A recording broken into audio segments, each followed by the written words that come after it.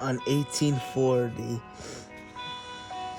In 1840, Sir Samuel Cunard founded the Cunard Line, and Cunard Line's first ship, SS Britannia, was built. Scroll here, back to 2024, 184 years later.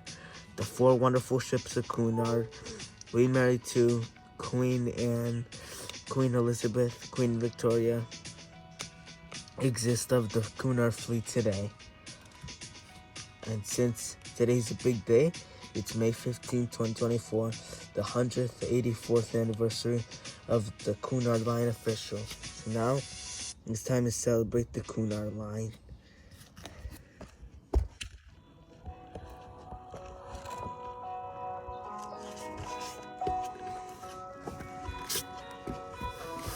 What up, Indominant Shark? So, it's 184th year anniversary of Cunard Line. So, guess what we're gonna do?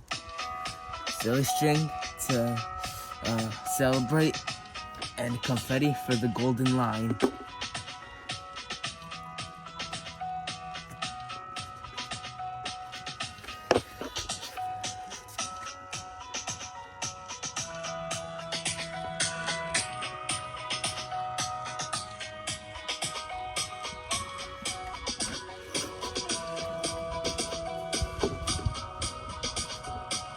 So I want to make a special toast to you guys.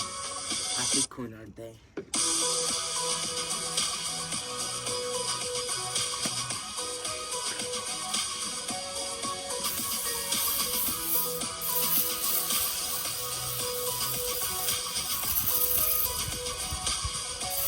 Happy Cunard Line.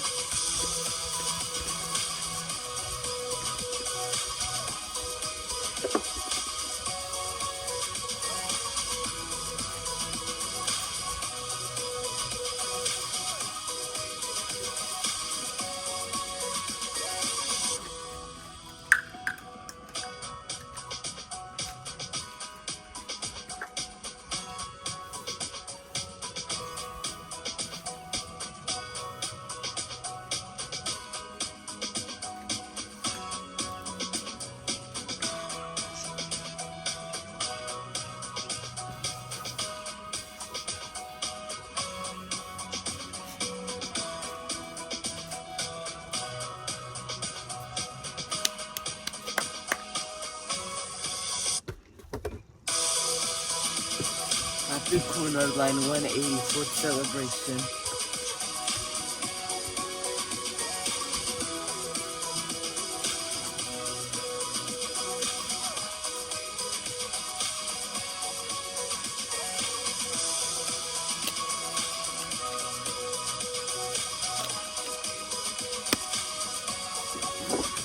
So, huge shout out to Cunard Line. So happy that you made it this far, and hopefully you guys keep continuing to build ships and do more transatlantic crossings. Happy Cunard Line.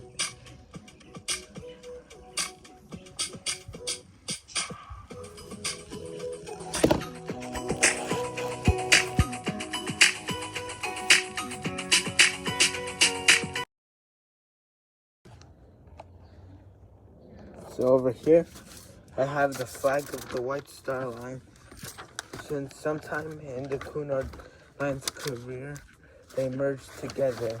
So while I'm doing that, I'm gonna put the flag over here.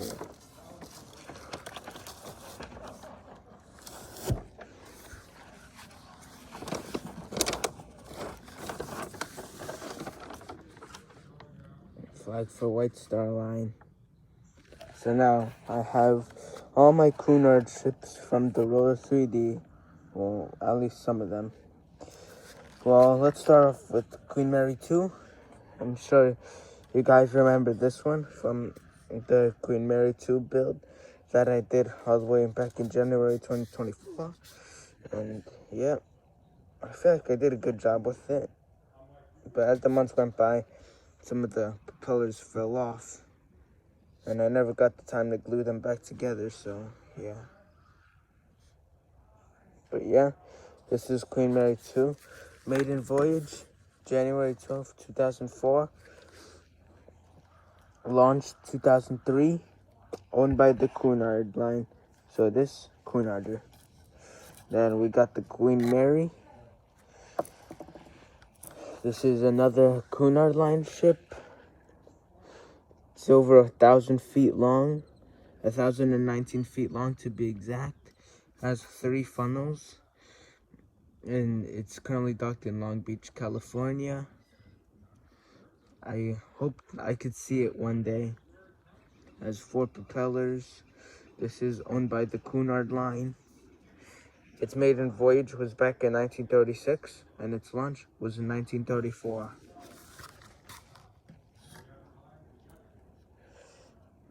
And this is a new one that I got some time ago. This is the RMS Carpathia. I don't know if it seems familiar to you guys, but it did rescue the Titanic survivors on the night of the Titanic disaster. It has 1 funnel, it's 2 propellers, and it sank in 1918. I don't know the whole story about it, but I'm pretty sure its maiden voyage was 1903, I believe. But yeah. And then the next on my Cunarder list is the MS Queen Elizabeth II. Honestly, this is a bit of a newer ship. I mean, it's not new because it's from the 1960s. But it has 2 bow thrusters on each side, a bulb, a bridge, a funnel, even a pool on its stern. And it almost has the stern of Queen Mary 2. Well, it looks like it, but yeah, whatever. Then going back to our olden ships. So here I got is the HMHS Mauritania. This is part of the Cunard line. The reason why it's not colored like the others, like with the traditional black hull, white line, it's because in 1915 it was a hospital ship sailing to rescue the wounded soldiers. It has 4 propellers, 4 funnels, and yeah, it's like about 700 feet long. Then the last one on my list is the Cunard line Lusitania. Its maiden voyage was 1906, maybe 1907, but it sank after getting torpedoed in 1915 on May 7th, 1915, by the German U-20, and it's about the same size as Mauritania. They're sister ships, but their other sister, Aquitania, was about 200 feet longer than both of these. Like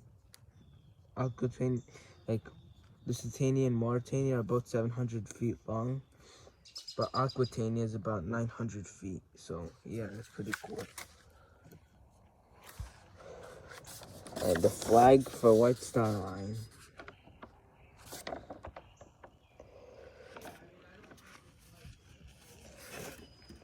I'll even wave it around for you guys.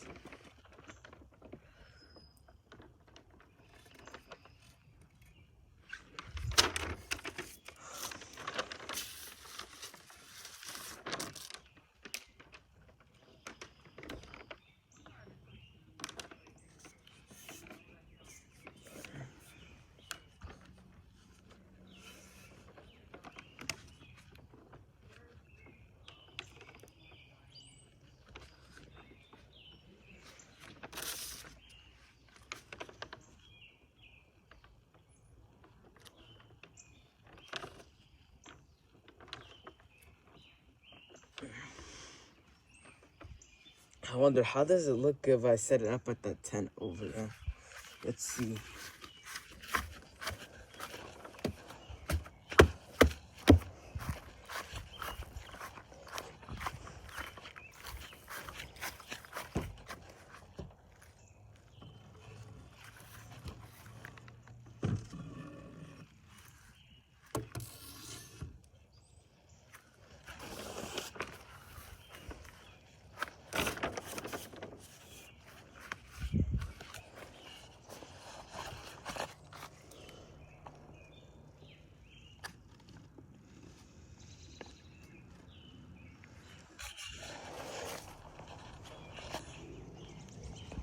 flag for the White Star Line or the Cunard White Star Line. Happy Cunard Day, everyone.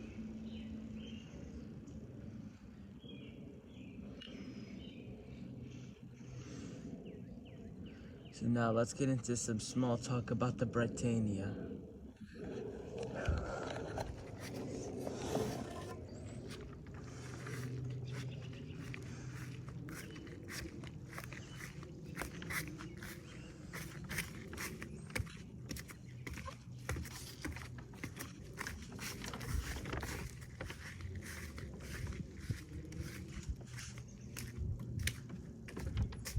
Okay.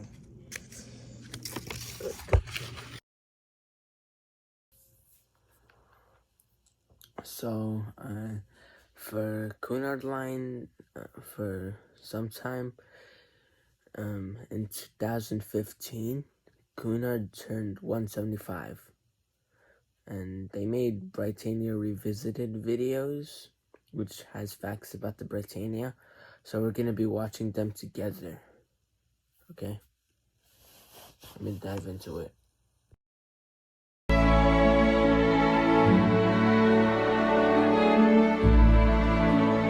The Britannia was ordered by Sir Samuel Cunard from the Robert Duncan shipyard on the Clyde at Greenock, and she was commissioned the following year, rumoured to have cost £32,000, engineered by Robert Napier, the celebrated marine engineer, and she was sturdily constructed to enable her to encounter and sustain the rigours of the North Atlantic without damage, and to enable her to transverse through ice on the eastern seaboard of the United States.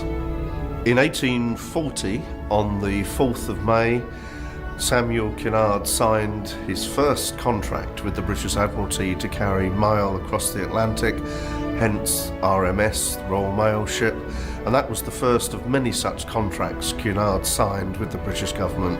Launched on the 5th of February 1840, Britannia was commissioned and sailed on her maiden voyage on the 4th of July of that year, and she was of a size that would enable her to fit inside the Britannia restaurant on board here. After 8 years' service with Cunard, Britannia was sold to the Prussian Navy in 1848 and remained in service there until 1880, when she was sadly sunk in target practice. When Cunard contracted Britannia, he specifically asked for a ship with no unnecessary frills or expense. Quite the different situation when I was given the commission to design and build Queen Mary II, where I was told that we wanted to emulate the great ships of state from the 1930s. One of the most important things with this ship is that she's a true ocean liner, and part of that is the shape of the bow. It's much more pointed, much more streamlined than a cruise ship. The bridge, the mast and the funnel are all loosely based on the Queen Elizabeth II, and I thought it particularly important to echo some of the similarities between that ship and this one to create the lineage progression. Queen Mary II, the current flagship of Cunard Line, embodies all the traditions and knowledge from the Britannia in 1840, all distilled in this one great ship, and I would really hope that Sir Samuel would be proud of the ship.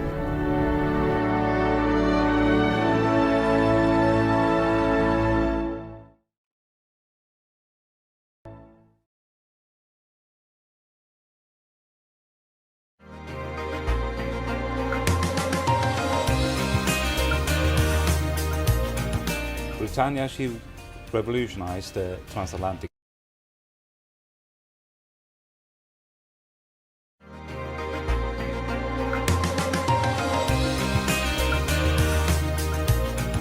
Britannia, she revolutionized the transatlantic crossing, so she reduced the travel time from 6 weeks down to 11 days. She was powered by 4 boilers, and they were fired by coal, and they were driving 2 paddle wheels. A lot of people were very nervous about travelling on the ship made of wood, powered by coal, which was shoveled into a furnace. Also, the famous Cunard blacktop funnels were painted that way to disguise the soot and tar that leaked from the top of the iconic red funnels. Despite being steam power, she also carried a full set of sails and 3 fully rigged masts, just in case.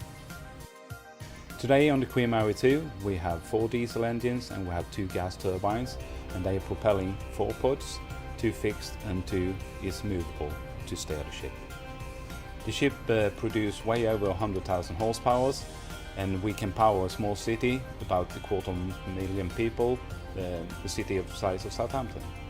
To fuel these engines, Queen Mary 2 carries over 9,000 metric tons of fuel, and that's probably one of the biggest amount of fuel carried by any ship today. On the Queen Mary 2 in the technical department we are 125 officers and crew, and we are working 24 hours a day, and it's a big task to keep this ship running.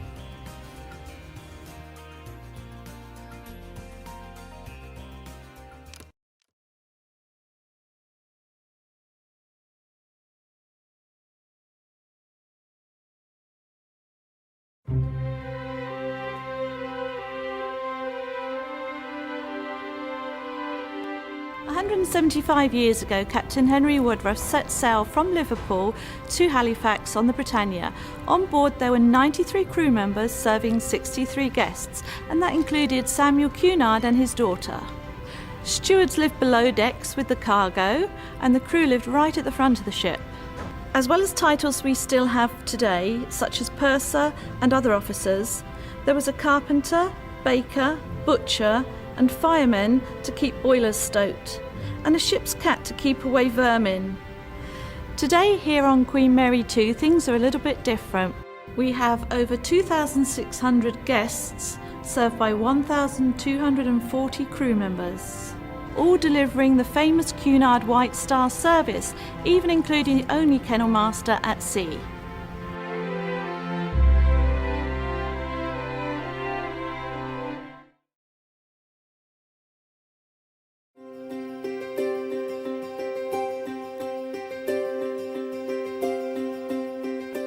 Mealtimes are very different on the first transatlantic. For instance, breakfast started at 8:30, lunch was at 12, dinner was at 4, teas were at 7:30, and supper time was before 10 if you actually wanted it.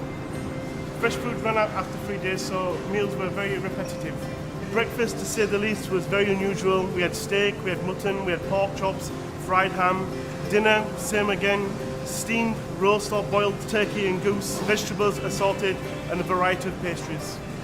Today on Queen Mary 2, the culinary experience is very, very different. We have every single ingredient you can imagine, adding all the providence, adding all the culinary standards to the excellence of the way that we prepare, and we can see each and every single day, and giving every single guest from Queensville to Princessville to Britannia the finest experience that they can imagine on board. And of course, it's all fresh and available 24 hours a day.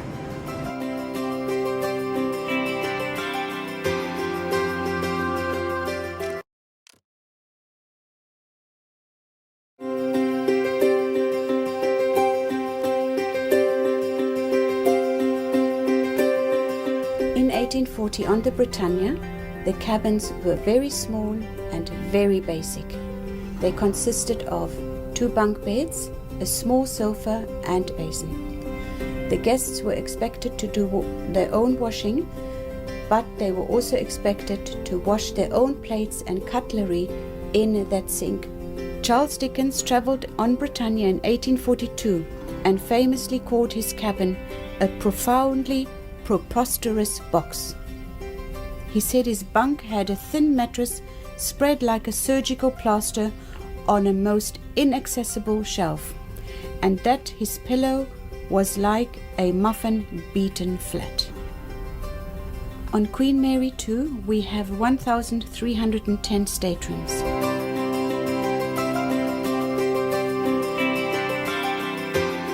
The guests are looked after by 81 bedroom stewards, 10 butlers, and all delivering the famous Cunard White Star service. Guests can even bring their cats and dogs on board Queen Mary 2. We have the only kennels at sea.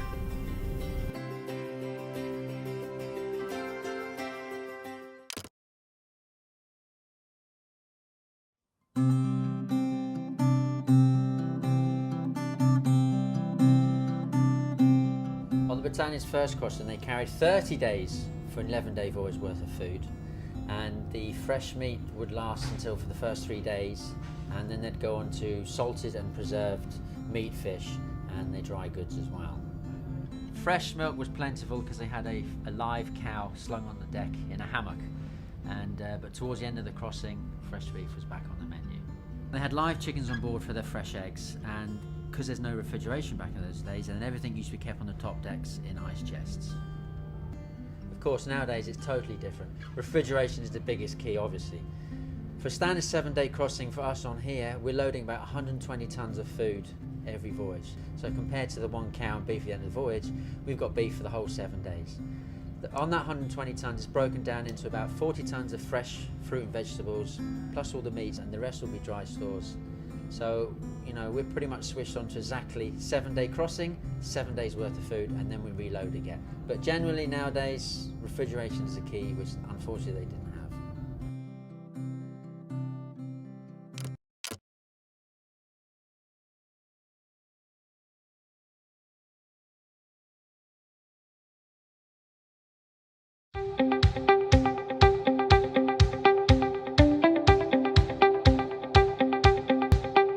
On board Britannia, entertainment and amenities were very, very limited. Guests spent most of their time eating or trying not to be seasick.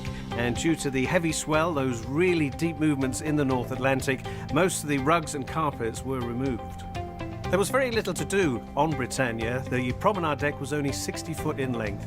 But of course, there was always time to go for a drink, and the bars were open from 6 in the morning until 11 o'clock at night, and a pint of whiskey or brandy was 12.5 pence. On the 11-day crossing to Halifax, there was a saloon for entertainment and also a separate ladies' room, and it was lights out at 11:30 at night, so no late nights.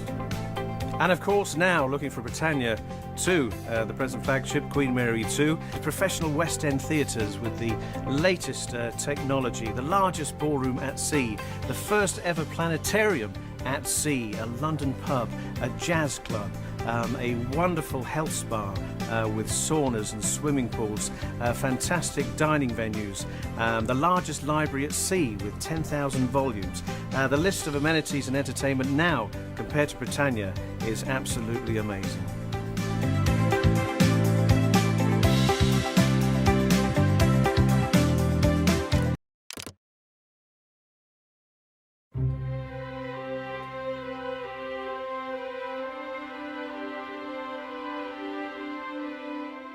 In 1840, Britannia's first crossing, the first scheduled crossing, took 11 days and 4 hours. And of course, Queen Mary 2 can do that in half the time nowadays. A modern ship like Queen Mary 2 benefits from many advanced navigational aids, such as electronic charts, global positioning systems, gyro compasses, and just so much more. Whereas if you go back to 1840, the time of the first ship of the Cunard line, Britannia, things were very different, and the tools of the trade then would have been perhaps a sextant, by which they were able to determine their latitude, and a chronometer by which they could determine their longitude. Now, using those as a combination, their accuracy would have been fairly good, but in the oceans then probably would have been restricted to a few miles, whereas the accuracy of our navigation today is down to a couple of meters. But speed isn't everything. Safety, of course, is paramount, and Cunard's safety record is impeccable. And it's worth quoting a statement from Sir Samuel himself to his first captain, the captain of Britannia, Captain Woodruff. And his instruction to Captain Woodruff was simply this: your ship is loaded, take her. Speed is nothing. Follow your own road, deliver her safe, and bring her back safe. Safety is all that is required.